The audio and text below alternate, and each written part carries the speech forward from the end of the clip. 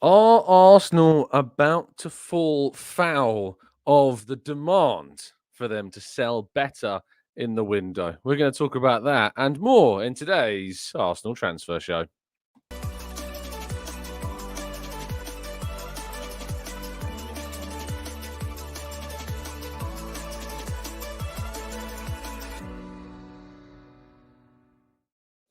Hello and welcome to the Gooner Talk, back again with you guys and girls for another episode of what is the Arsenal Transfer Show, joining you every single morning at 8 a.m. UK time. Thank you, as always, for joining me and making this a part of your morning routines. It is incredibly appreciated. Thank you so much, as always, for everyone for tuning in live. Brad, James, Paul, good morning to you. Black Shine, Alison, Rob, Paul, Stephen, Arasilki, Matt G, Martin, PJ, John, Amira, Kaiser, Knowledge, Angela, Harvey, Neo, Chris, Lars, Mark, Paul, and plenty more of you guys and girls as well. Thank you, as always, for tuning in. You are all incredibly appreciated, and I hope you've had a fantastic weekend thus far. We're here, of course, today to discuss all the latest Arsenal transfer news in the last 24 hours. And there were some games actually played too, which we're going to talk about also. So looking forward to that as well. If you could drop a like on the video, it would be incredibly appreciated. It really does help us out as we try and reach 1K every single day on the channel. So just press that little thumbs up. And if you're new to the channel, please subscribe. We are closing in on our target. It's working its way there. We're getting there slowly, but we're nearly halfway between 58 and 59,000. So who knows? Maybe the next couple of days next few days even, we'll be reaching another milestone. So yes, please do help us out. Right, let's jump to today's stories, shall we? And we start with some academy games that took place yesterday. Arsenal's under-18s played Hitchin in a friendly yesterday. It was a team of, I think, a lot of players that few of you will know as the new kind of roster of under-18s joins Jack Wilshere's squad. A lot of the under-18s from last season make that step up to the under-21s. One player that you will, of course, be aware of is Dowman, the youngster, the sub-15-year-old, who, of course, along with Chido Martin, was very much a part of the under-18s team, really catching the eye. But it was a team of players: Ransom Salmon, Onya Kakucha, Wu. We've got. I'll tell you what. Some of these I'm going to struggle with, but I'm going to give them my best shot. Kuczynski. We've got Uganeke. We've got Marisa. We've got Marchniak. We've got Dalman, as I've mentioned. Oyatundi, Anil, and Anus started the game. I have to be honest. Like most of these guys, I haven't come across or watched much of, but hopefully. We learn much more about them over the course of the season. But they lost 1-0 in their game against Hitchin. But it was the under-21s, actually, that caught the eye, not only because of the people involved, but they did lose to Lincoln in their game. But there was some interesting exclusions and inclusions in the team. Okonkwo started in goal. That's Brian Okonkwo, of course. Arthur Okonkwo having left now and has joined Wrexham on a permanent deal. Robinson, Kakuri, Monlui, Rosiak, Gower, Zuzak, Kabia, Sago Jr., Butler Oyedeji, and Edwards were the starting 11. So amongst those, the likes of Sago Jr., Rosiak, Gower, they were on the tour, of course, in the States. And on the bench, Salah Adin was also on the bench as well. That's the Salah who, of course, impressed quite a lot during the preseason tour as well. So these guys were actually on in the team, which gives you maybe a bit of an indication that the likes of Ethan Nwaneri, Miles Lewis Skelly could be part of the team that, of course, play by Leverkusen this midweek. So that hopefully gives us some indications to who and who will not be part of those squads. Moving into transfer news, however, and Marseille is said to have had a third bid turned down for Eddie Nketiah. That bid has been claimed to have reached 27 million euros, and that bid was rejected by Arsenal. Suggestions are that Arsenal apparently want well over 30 million euros to sell Eddie Nketiah. At the same time, Marseille have actually agreed, or rather, Yusuf Makoko has agreed to join Olympique Marseille. The Borussia Dortmund youngster, of course, who we've actually talked about a lot on the channel in the last couple of months or so in relation to the Chidobe Martin. It's kind of a bit of a good example of a comparison. Moukoko wants to join the project, and it would be a loan with a buy option. And apparently here we go soon, says Fab on that one. So interestingly, Marseille getting in a forward. But yes, Arsenal apparently want, according to Fab, 35 million euros plus a sell-on clause for Eddie Nketiah. They turned down a 27 million proposal from Marseille. There's no agreement between the clubs so far.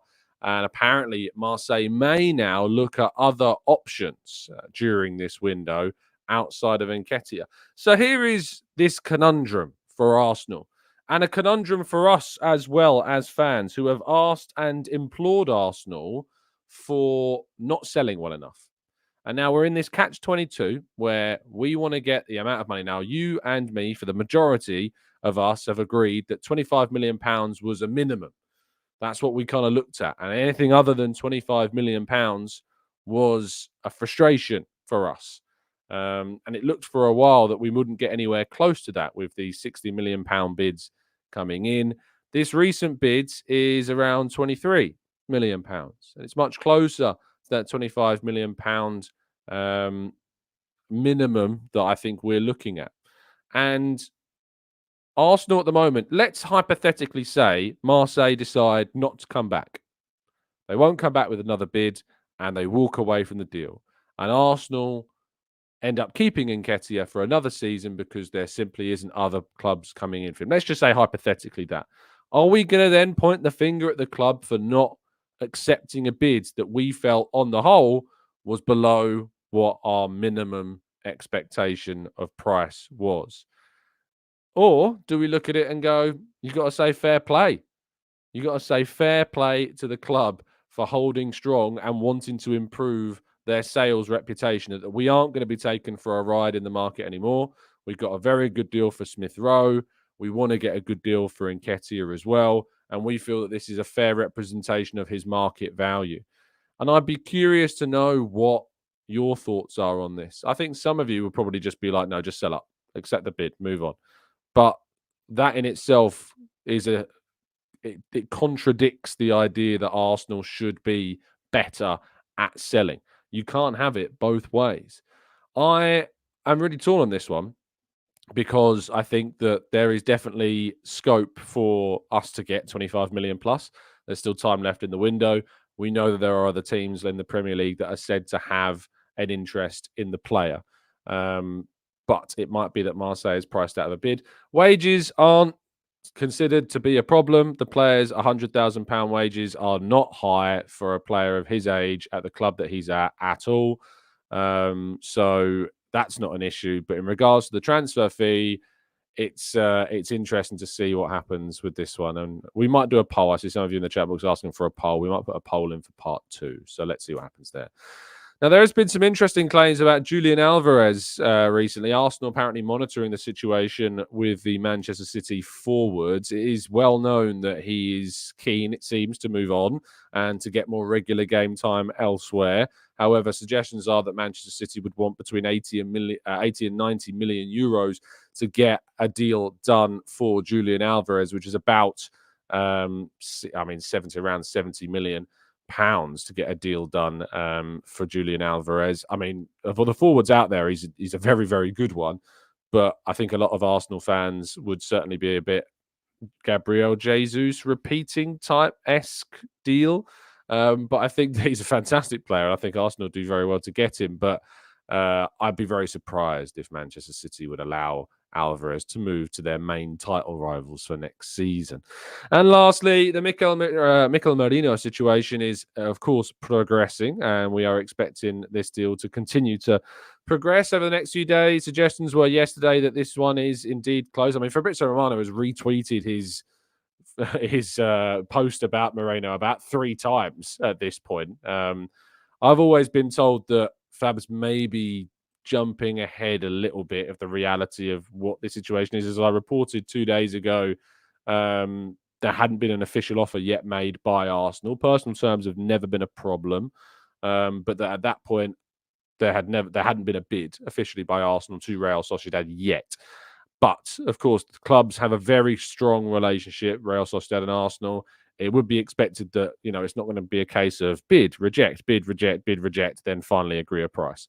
It would be a kind of a negotiation, and then the offer that comes in, you'd hope would be accepted the first time of asking. So it's one that could accelerate very quickly from there being no bid to it being accepted in a matter of, days, maybe even hours. So the situation is still positive for Arsenal. He wants Arsenal. There's even been claims in Spain that he has shut down talks with any other club at this stage as well, that he's very focused on joining Arsenal. So, yeah, hopefully we get some very positive news on the Mikel Merino profile, maybe this forthcoming week. We will wait and see, of course. But he is a fantastic player. And I do want to continue to stress this, that if you don't think that he is, I honestly believe it's because you've not watched him enough. And you need to make sure you go and watch him, because he is very good indeed. But it might be that, of course, you're unable to watch him for whatever reason. Maybe the videos that you're trying to watch him on are location locked for some reason. If only there was a tool that could help you solve that problem. Well, I'm here to tell you that there is. And that tool is NordVPN, which allows you, of course, to change your geolocation on your mobile, your tablet, or indeed your laptop as well. So that for whatever reason, if your location locked and only videos that you want to see are available in other countries, you can hop over digitally to those nations to be able to see them. Not only that, but it keeps you safe online, giving you that area of protection so that people can't be peeping on what you're looking at, so you can keep all your data very much safe.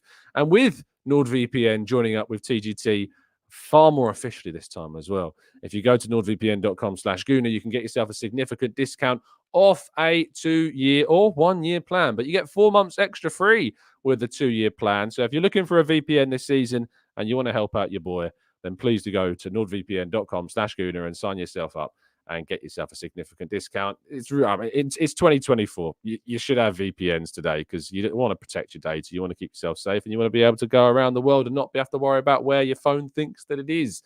And if you're not happy with the service for whatever reason, there is that 30-day money-back guarantee as well. Right, let's go to part 2 and your questions right after this.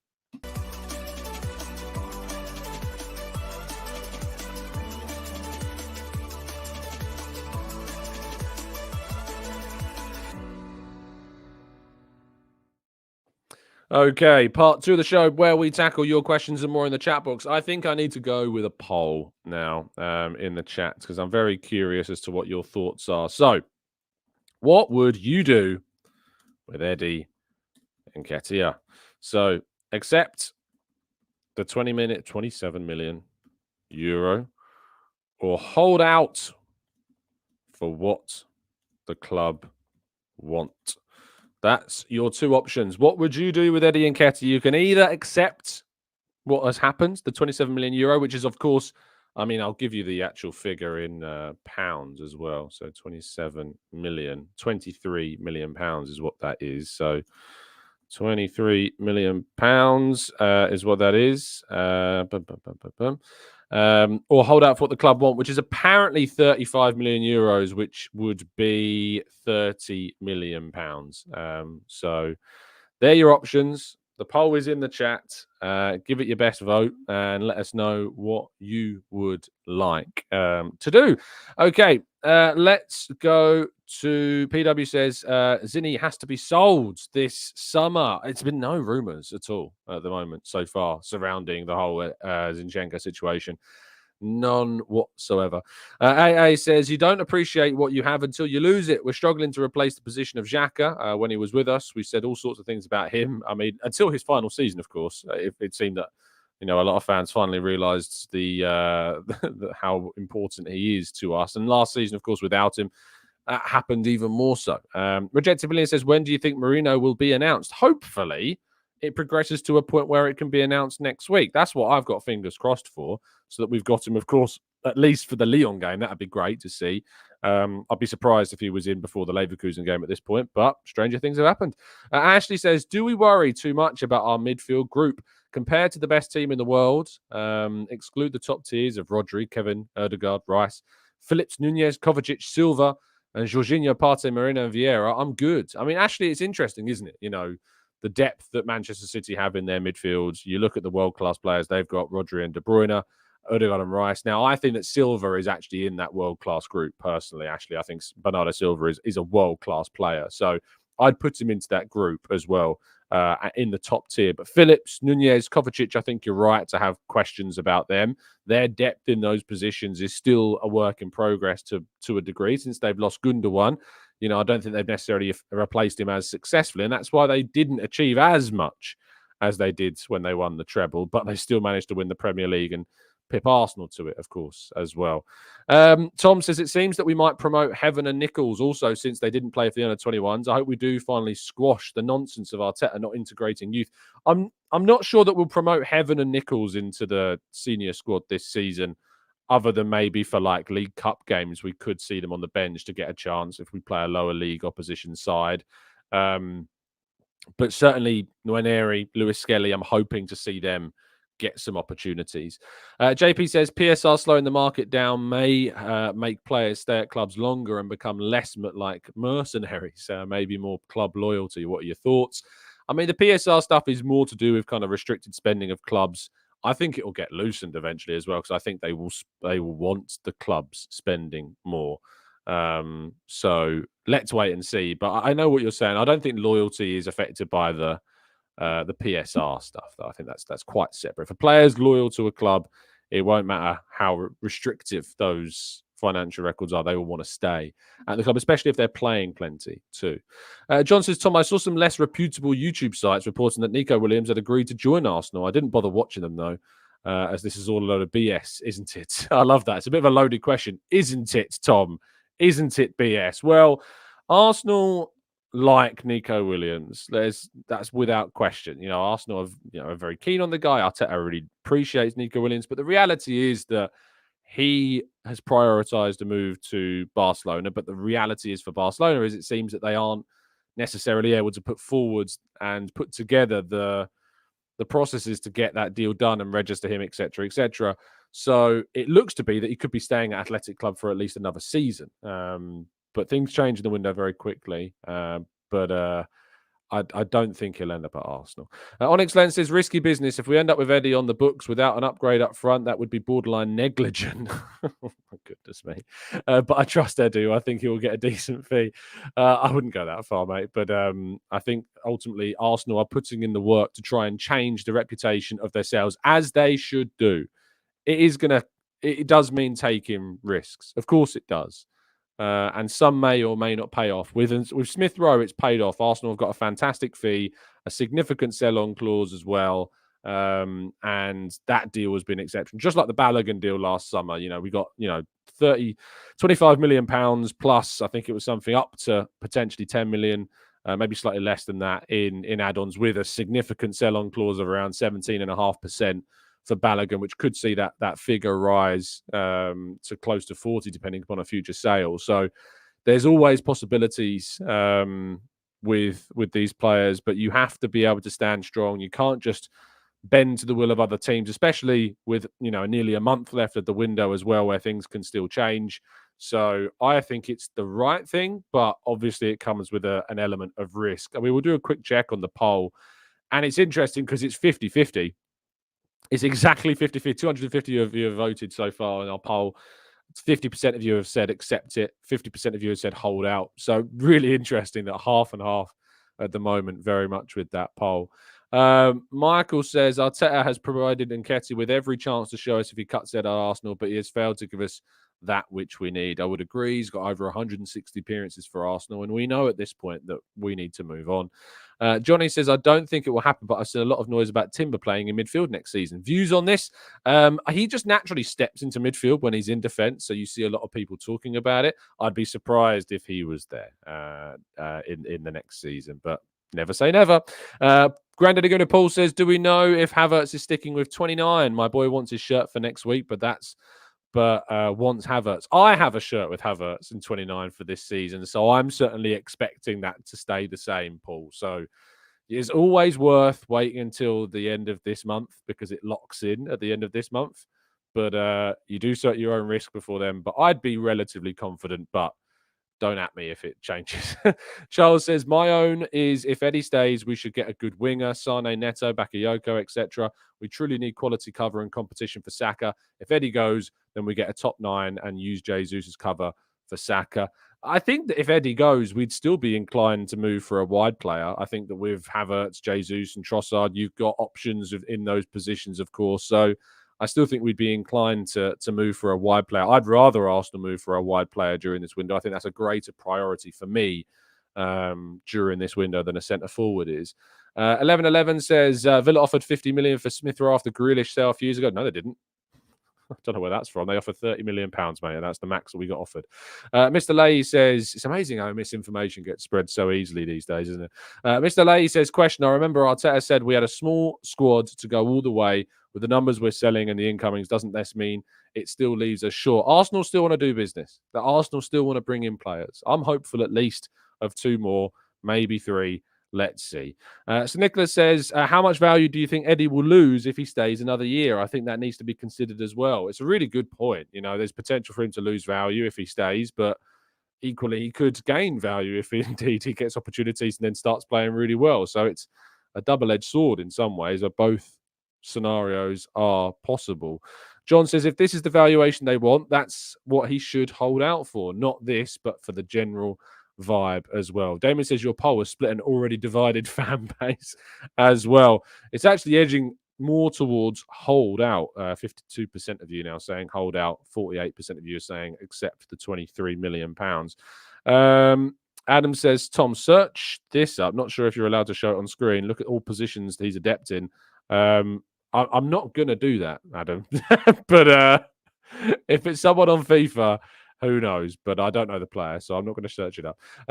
Paul says, I voted hold out, Tom, as a lot of this is changing our reputation as a selling club like we have.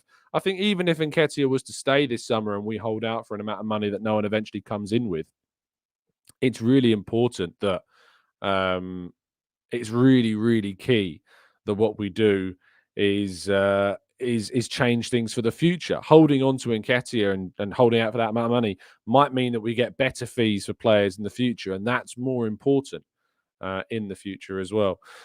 Boise says, more than ever before, I trust the guys in charge. They have transformed our club from top to bottom. Their work has been remarkable. Onyx Lens says, a bit hyperbolic to say it was negligent, but I don't think there are many Premier League teams that need a striker, and they're the clubs that can afford the price that we're looking for. How much would you pay for Eddie? I think Arsenal are right to hold out for more than £25 million. I've said that's my minimum expectation for Eddie Nketiah. At the moment, the bid is 23. We also don't know how much of that was add-ons as well and how much of that was a guaranteed fee. It's worth pointing that out. I think we need to make sure that we're holding out for at least £25 million.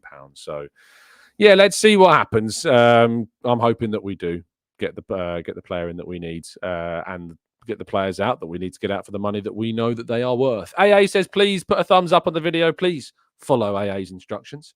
Always there for you on the roads when you need them. So please make sure you're pressing a like on the video. John says, Tom, I had a positive debate with my barber yesterday. He hates Eddie, Jesus and Havertz, but couldn't come up with any strikers to bring in who would be up to that level. Isn't this what's happening at the club? Well, this is what I say to people. Like, I've had a number of debates about the striker situation. At the moment, there is really on the market 2 options, really, which is Osimhen and Gyökeres. And of the 2, I'd go for Gyökeres because I think that the gamble of Gyökeres is better than the gamble of Osimhen. Osimhen, for me, last season dipped, and Napoli dipped as well. Whereas Gyökeres is a player, of course, who is on the up, on the rise, in the peak form he's ever been in his career, and at a prime moment maybe to move.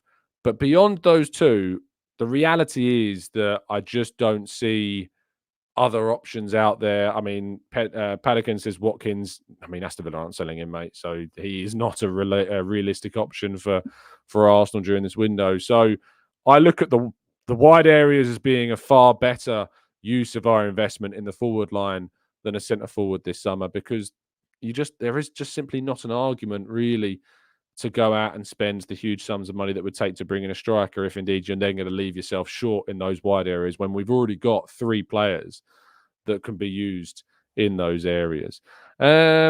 Let's go to Magnus, who says, would a summer signing of Calafiori, Merino, and Sané be good enough? I think those three, of course, add plenty of quality.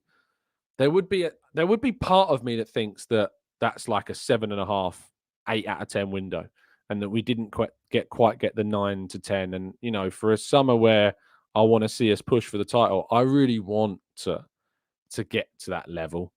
I really want to get to the level where we are pushing to go that extra step, that extra mile to get that deal done, to get that dream player that we have all wanted to see, at the club. But at the moment, I just don't see us having a window where that is going to happen. I just don't see it. I don't see us having that window, which is a shame, because I think that we should be trying to aim for those types of windows where we can be in a position where we're having 9s and 10s. But if the market isn't there, if the players aren't there, I don't know what to tell you.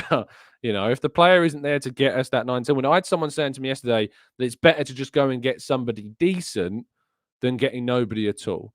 And to me, I don't know what decent means, to be fair, to start with. That's also important to point out. I don't know what decent means. And so decent could be a player that's not better than Havertz. In which case, why are you spending 50, 60 million quid on a player that's not better than Havertz, which then stops you from investing in a very good player that is better than Havertz in the next window? Do you know what I mean? I feel like that's far more smart to do. It's smarter to do that than it is to just buy for the sake of buying. Some people just love a brand new toy. People are like magpies. They like shiny things, and I just can't get on board with signing. I mean, yeah, Christopher says Eddie is decent. Yeah, I mean, I don't think you're wrong. I think Eddie is a decent striker. I think he would go to a Brentford, a Palace, a Wolves, and I think he'd score, 10 plus Premier League goals. And that's decent. But I don't want Arsenal to go out and sign a decent striker. I want Arsenal to go out, and when they get the striker that we all know we want Arsenal to get, we want Arsenal to sign the striker, the guy that's going to take us in that position to the next level. And I just don't think that's there this season. P-Sharps is absolutely good enough for Calafiori being better than Kivior, Merino improving on Smith Rowe, and Sané, of course, improving on the depth that we've got as well. And I absolutely agree with you. Charles says, what is happening with Ramsdale? Looks like he might be staying for another season. No bid yet. I still sit in the camp of being surprised if he stays because of all the noise surrounding that situation, all the reality of all the reality of his situation. For me, means that surely you'd expect a move. Surely you'd expect him to find some way out of the team. That's what's really, really key. John says, so right, Tom, exactly my argument. Yesterday with my barber, every time, I love this, and just John giving us an insight into his life. Every time I get my hair cut, we end up debating Arsenal. And I mean, my hairdresser is a Chelsea fan, so I've been able to laugh at him for a couple of years. It's been quite nice. I tend to laugh at him after he's finished the haircut. It's a bit risky if you do it a bit before. Joe says, in terms of Sané, I'm concerned about his finishing. I may be a bit uneducated on him, but the snippets I have seen lately, he doesn't seem clinical, and we are missing opportunities already. I think that Sané is one of those players that just needs a new leash of life. I think he's one of those players. I wouldn't go as far as saying he's a project signing, because I think you look at what he did to Arsenal last season, the Champions League, and that's not a player that's a project. There's world-class talent there. But I do feel as though that he's a guy that needs something new, just a new environment to flourish in and to rediscover his top form. Yes, he's got some injury issues, but I think we've already got the players in wide positions where we're not reliant on him. We're not reliant on him to be fit all season. And that's where I sit with Neto to a degree as well. We wouldn't be reliant on Neto. So either of Sané or Neto I see as two players that I really would be keen on Arsenal having a consideration for during the end of this window. That's what I would like to see Arsenal do. Nick says, what do you make of Tottenham looking at Dominic Solanke? I mean, he missed how many chances against us in that preseason game? And he's a decent striker. He's better than Richarlison. There's no doubt about that. And I before, I remember we were talking about Arsenal looking at him, and I was like, well, he's better than Nketiah. He wouldn't be better than Havertz, but I wouldn't necessarily outright rule him out. I just thought that yeah, there was always better players than him available. But it'd probably be a decent signing for Spurs, to be fair. Probably a decent one to have. Christopher says, great numbers on this poll. Can't believe how split it has remained. Yeah, 52% now in favour of accepting that £23 million. 438 of you have voted. 48% of you are saying hold out for what the club wants. I'm probably going to do an article on this today, actually. I'm working, so I'll probably do a piece on whether Arsenal should accept this deal or not, and the reality of that scenario with Eddie. I think that it's going to be very interesting indeed to see what happens. We'll probably put a poll on that article as well, just to get even more insight from supporters on this. Stephen says Eddie wouldn't be near 25 million only because he's English. I mean, that if that were true, Stephen, he wouldn't be being signed and wouldn't be being bidded £23 million by a non-English club. So I don't necessarily think that's true. Bambino says Arsenal needs to accept whatever amount of money we can get for Nketiah. We will not get a striker as long as this guy stays. Well, we'll see. John says we could easily find ourselves in a domino effect where Premier League sides sell a starting striker and then look to Eddie as potentially an option as well. Sameh says Liverpool rejected an offer worth 15 million from Southampton to sign Fabio Carvalho. Liverpool are unwilling to sanction another loan and permanent bid. We'll need to sell significantly higher. Is this that sounds like a Fab post, or is that an Orny post? I'm just going to check. Orny, it's Orny. Liverpool have rejected an offer worth 50 million from Southampton to sign Fabio Carvalho. Liverpool are unwilling to sanction another loan, and permanent bids will need to be significantly higher. So yes, Ornstein there with dropping a bomber on Carvalho. I mean, 15 million is quite frankly insulting. Carvalho is worth at least 20, probably closer to 25. I really rate Carvalho. I think he's a really talented winger. So we'll see if he moves on. He's done quite well over the course of pre-season as well. Maybe Arne Slot wants to keep hold of him. Alfonso says Smith Rowe, 35 million. Eddie Nketiah, 27 million. Nelson, 20. You're not getting 25, mate. You'll be lucky to get 15. With more coming in, more players going, seeing Arsenal more than 150 million on selling players, with more money to invest and buy as well. Of course, we've also sold Mika Biereth for 4 million. Charlie Patino, we expect to sell 2. Ramsdale could get us a bit more money. Tavares has earned us about 5 million in a delayed payment for next season. So there's still money to be made as well this window, which could, of course, be reinvested. Fahim says the guy scored a Premier League hat-trick. We're not just going to give him away. Show us the money. Bernard says also every sale has a context, and this sale of Nketiah would trigger perhaps a new striker. Micah says, Tom, are you ready to finish second for a third season without making a concerted effort to address critical positions? What would that look like? Mikey, I know you're one of our more critical listeners.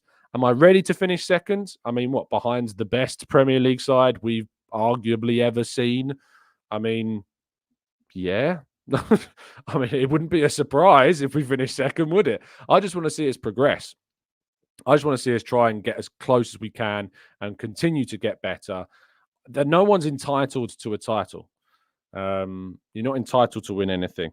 The aim has got to be to win it, and that's certainly what our aim is. And we're not satisfied by finishing second. I'm not satisfied by finishing second, but I am realistic as a person. So I recognise that Man City are the favourites, Mikey, and that's it. What I would say, Mikey, is you leave a lot of comments, and I always give you a reply, but then you never respond to the replies. So, you know. It is what it is, I guess. Football Talk says, thoughts exclusive. Newcastle United open negotiations with Crystal Palace to sign Mark Guehi. I mean, he's a good player. Would certainly improve their defensive options, mate. So, yeah, definitely indeed. Steve says, do you see us relying on Partey as defensive midfielder option, or should we look at bringing in another defensive midfielder? I think from the sounds of it, Partey's probably staying for the last season. I think that's a reality that is becoming more and more likely. There's been very little interest from outside of here in him. The Saudi stuff's gone very quiet on Partey. So from the moment, it seems like he's going to be staying and we'll be using him. I wouldn't start him, by the way. I think at the moment, my starting 11 would be Jorginho, Rice, and Odegaard as the midfield 3. Of course, Merino coming in is important too. John says, I can't wait for the Premier League to start. Butterflies are starting, and I thought of it as starting to get him excited. I'm excited for the Premier League to start. I really am looking at this season as an exciting one and one where we can go one step further. I'm hopeful of it. I'm optimistic, but I'm not entitled to it. And Michael says no one is entitled to win, but our aim should be to win a title, especially after making this progression. There should be nobody in here at all, not a single person that thinks that Arsenal aren't aiming for the title. And if you do, you're just lying to yourself. And you've covered your ears and you've stopped listening. At the end of last season, Mikel Arteta told you all as supporters to not be satisfied with second place because they're not satisfied. He's not satisfied. The club is not satisfied with second place. Their aim is to win not just the Premier League, their aim is to win everything. You heard Arteta talking about 114 points. It's unrealistic, of course, but that is the aim. The aim is to win every game.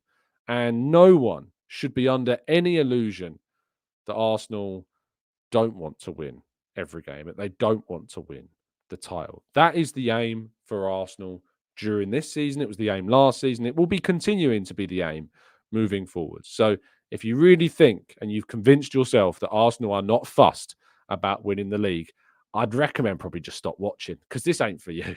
If you're not going to buy into this project, if you're not going to buy into what this is about, it's too late, I think, by now. If you're not on the train already and you're waiting until a league title is secured, I don't know what to tell you because it'd be way, way too late.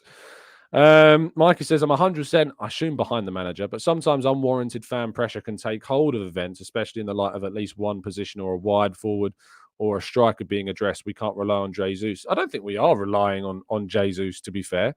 We're relying on a lot of players, Trossard, Martinelli, Jesus, and Havertz, and having players like Saka on the right. We're hoping that some younger players are going to come forward as well. And it is my belief that Arsenal will move for a forward between now and the end of the window if they find the right player. And it is about finding the right player. And I don't want to see Arsenal signing a player for the sake of signing a player. I know that's not a popular view, but it is the right one, in my view. Arsenal should not be moving for somebody just to fulfill the desperations and the desires of a fan base to see a shiny new toy. It shouldn't do that. And thankfully, it's not done that. We haven't been doing that. We don't tend to sign players for the sake of signing players. All the signings in recent years that we've made have been done with a reason. We brought in Kivior because we needed depth for that left-hand side because players like Zinchenko and Tomiyasu couldn't stay fit.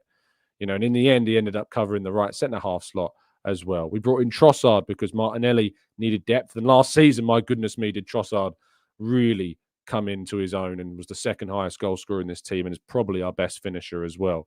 We went out and signed Jorginho because we knew that we needed depth in midfield. And when Partey wasn't there, he came in and put in a man-of-the-match performance on against Liverpool in which we won to take our title ambitions to new heights last season.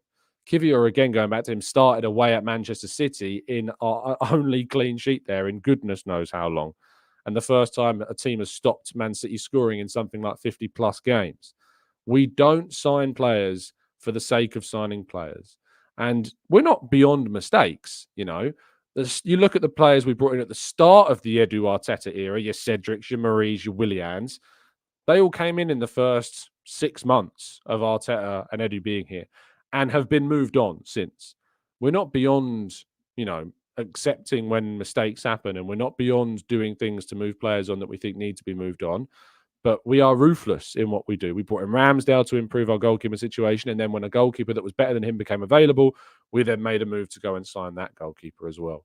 So I just don't know what on earth Arsenal can do more of to convince anyone that's not convinced by now that we are in the right place and the right time moving forwards with this team. Ramba says, hi Tom, Arsenal created lots of chances last season and fans confess Arteta needs a striker. Why now? Lots of options want a winger. We have Gyökeres ready to elevate the team. Again, Gyökeres is a risk. He has produced at championship level, decent amount of goals, 22 in one season. And last season in the Portuguese league, he scored an untold number of goals and got a lot of assists as well. But there is a risk associated with that. There is a risk that we don't know whether or not he's the right player to come and slot into that position. And it's a lot of money to invest. They have to be 100% sure when they're going to spend that amount of money, like they were with Declan Rice. And we know how well that deal has gone since then. So I don't blame them for being somewhat cautious. And it's also interesting that there is, other clubs out there that could have signed Gyökeres and haven't yet. that he's still there. So let's wait and see what happens. Steve says Vieira barely got a minute and he's mostly played right wing. Do you think Arteta sees him as a right wing option? And does that mean he sees Nwaneri and Miles Lewis Skelly as midfielders? I feel it's the beginning of the end. I think Vieira, I don't see him going this summer now, but I think this is probably his last season, if indeed he does not recover the situation. Does Arteta see him as a right winger? The reality is that he's our only left-footed player who can play on the right-hand side other than Saka. So, and Arteta likes the balance of a left footer on the right. That's why he uses him there. But it's also why I think Arsenal will try and find a left-footed right winger between now and the end of the summer. At least I really hope that we do. Bambino says Arteta should not underrate any tournament this season. I mean, I don't think he does, to be honest, mate. I really don't get the whole Arteta takes for granted the cups. I really don't. Teams rotate in cup competitions. We need to rotate at times. He doesn't take them for granted. We've been knocked out by Liverpool. We've been knocked out by City in the last 2 years of the FA Cup. The League Cup, obviously, is disappointing last year. We got eliminated by West Ham. But, we took that third round very seriously, went to Brentford and won and went through. And we wanted to go through. And so I don't think he underrates competitions at all. And I think teams do rotate and rightfully rotate in certain competitions like the League Cup because you need to find areas of recuperation and rest for players. We've got 2 extra Champions League games at minimum this season. So we need to make sure that we are protecting the group and protecting players and rotating as effectively as we can throughout the course of the campaign. Right, I think we're going to end the show there. Thank you, as always, for tuning in. Appreciate your time. Have a fantastic rest of your Sunday. Enjoy yourselves. I'm very much looking forward to a barbecue later. Do enjoy the barbecue. I actually had a barbecue last night here as well, but I've got one at the in-laws later, so I'm looking forward to that. Have a fantastic day, people. Enjoy yourselves. Stay safe, stay well, stay happy and respectful. And as always, up the Arsenal.